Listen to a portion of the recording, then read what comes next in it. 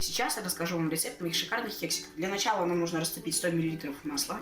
Я уже сделал это. Добавьте сюда 50 грамм молока и разбить туда 2 яйца. Вот одно. Яйцо разбиваю. Заляпался. Ну, ничего, это же можно будет постирать. Потом второй. Потом нужно добавить 150 грамм сахара. Стакан не хочет делиться, стакан жадина. 150 грамм муки. Но это в процессе можно будет добавлять, если тесто не будет получаться. 3 чайных ложки какао, если вы хотите, чтобы они были шоколадными. И немножко разрыхлителя. Примерно 1 чайную ложку. Потом это все нужно будет перемешать хорошенько. И вот наше тесто готово. И сейчас я буду их ставить и выпекаться. Как только я закончу раскладывать их по формочкам. Вот. Тимур, открой, пожалуйста. Спасибо. На 140 градусов на 15 минут.